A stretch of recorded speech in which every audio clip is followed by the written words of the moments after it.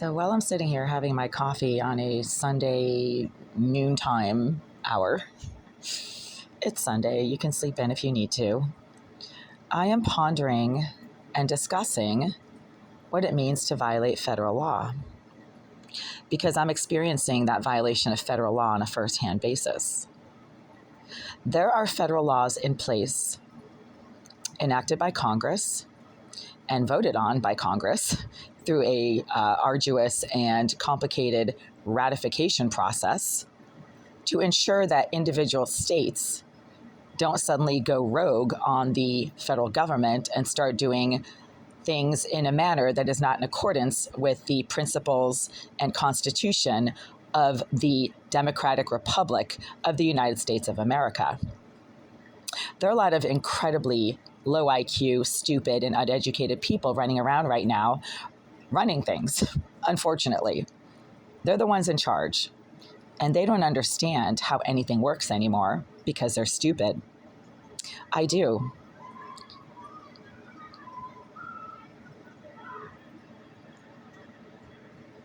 Not because I'm better than anyone else, simply because I did my homework in school and I didn't watch cartoons until I had finished my homework, which was all the time. I finished my homework all the time, which meant that I got to watch cartoons afterwards. I also went to college and then went to grad school. I just put a lot of time and effort into educating myself. Again, not because I'm better than anyone, but because I knew what was important in this world, which is to be educated and to know things.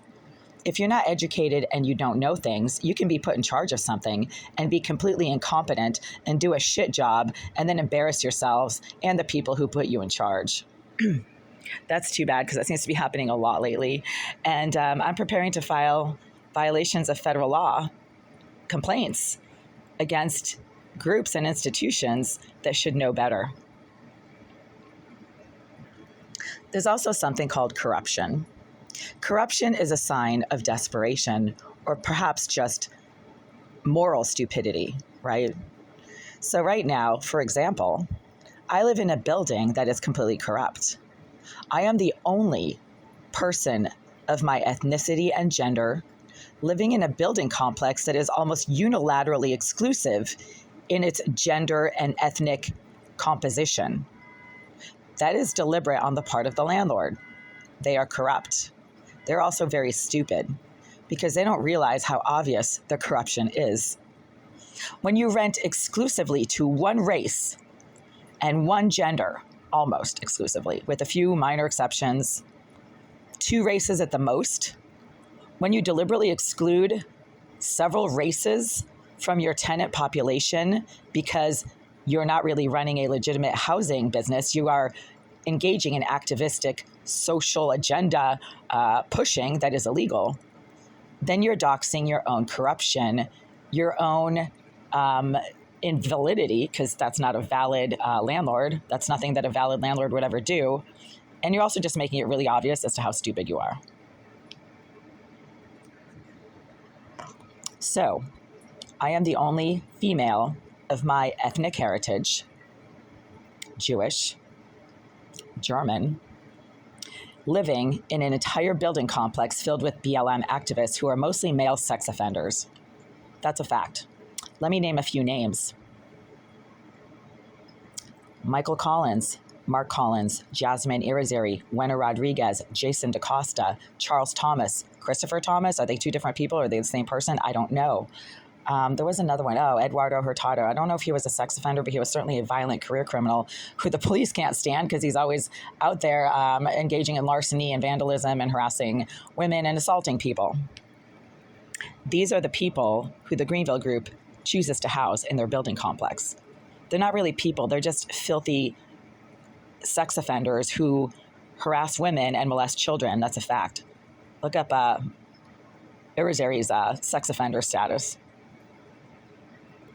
There's also Robert McLean, who is not a BLM activist per se, but has a criminal history himself. He's kind of like the godfather of this place, the godfather of the sex offenders. He himself behaves like a sex offender and has been telling male tenants for years that I'm a hooker and they should go for it and I'm all theirs. Really? You psycho creep? You mean scientists, like single women who are scientists by career and by education and by verifiable publication history, are hookers? I spent 18 years working around the clock as a research scientist, co-authoring over 14 scientific studies at my last count in some of the highest end scientific journals on the planet. And that filthy, perving piece of shit, Robert McLean, has been telling all the male tenants, not all of them, but most of them, they all seem to think that I'm a hooker, that they should go for it and I am all theirs simply because I happen to be a single female living in this building, which is my right. I'm also disabled, severely disabled, although my disability is not obvious. It is a physical disability, not a mental disability. My mind is perfectly sound, regardless of what anybody's wishful thinking might cause them to try to lie about and fabricate. My mind is perfectly sound. I would know. I spent 5.5 years in a PhD program, full-time, for clinical developmental psychology. The people who are actually lying about this are the Greenville Group. They have a real problem with the fact that I do have a PhD level education in clinical developmental psychology and have been making up all kinds of defamation and lies about how I'm lying about my PhD level education. No, I'm not. That can be verified very easily, you stupid pieces of shit. I also have the student ID from my PhD program from my university, you fucking rejects. But they try very hard anyway, and their lies and defamation and desperate attempts to drag me through the mud go all the way up to the housing court, where unfortunately they seem to be in a position to influence the judiciary at the housing court. That also is a sign of corruption, which is a sign of stupidity or desperation, or simply a complete lack of moral fortitude. And again, that goes back to my point about violating federal law. You can actually file a complaint against a court for violating federal law. It has to be done through the Department of Justice, the DOJ, but it can certainly be done by any citizen who has been the unfortunate recipient of the violation of that law, which I am right now. So people such as myself with disabilities, physical disabilities, I don't know if it covers mental disabilities, I have no idea, but I know it covers physical disabilities, the ADA, that is a federal law enacted way back when to protect people, mostly, in wheelchairs, but with similar physical disabilities that might prevent them from engaging in the same activities in the same achievement levels as people who are not in wheelchairs, right? So I'm theoretically in a wheelchair. I can do certain things, but I can do them with help. And yet the housing court is treating my disability as if it doesn't exist and is holding me to the same exact standards of performance and execution of actions as required, as if I did not have a disability. That is a violation of federal law. Any judge, any clerk, any office, any court that disregards federal law to prejudicially enact unlawful actions against a disabled citizen is violating federal law. The funny thing is, I already have a lawsuit written up, ready to go. I wrote it up 2 weeks ago when I saw this coming down the pike. I am not psychic, but I do have a fine-tuned sense of pattern recognition, meaning you have an idea of how things have gone in the past. You can recognize patterns of past transgressions, past criminal activities, etc. And you can accurately predict that these patterns of criminal activities, corruption, and disruption are most likely to continue into the future. So in preparation for that pattern recognition, that is a sign of high intelligence or above average intelligence. Thankfully, I have accurate pattern recognition and have proven that in co-authoring a number of scientific studies in some of the highest end scientific journals on the planet. Well, I can now predict what the housing court is going to do in their decision making. I can predict what the corrupt slumlord from a third world country that basically is completely rooted in criminal activity right now, the border of Russia and Ukraine, I'm not sure which side, but one of those two dysfunctional areas of the planet right now. That's where the landlords, the slumlords come from. They're operating as if they're still in Russia or something.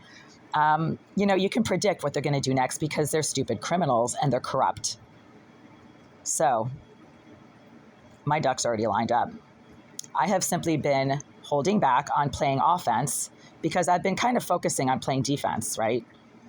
I am not an offender in any way, shape, or form. I do not go on the offense for no reason.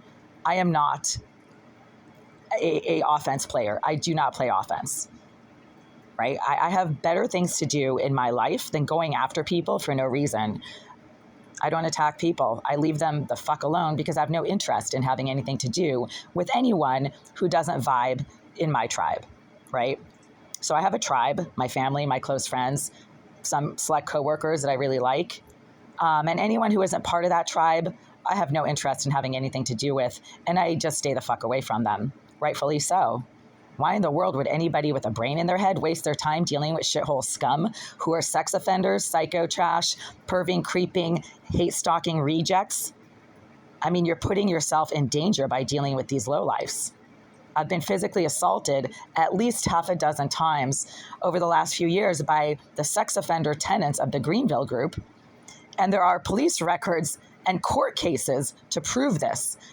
The court cases were brought by the Commonwealth of Massachusetts against Eduardo Hurtado. Hurtado. Right. Yeah, one of those. The Commonwealth of Massachusetts brought a physical assault case against Wenner Rodriguez for his physical assault against me in this building complex.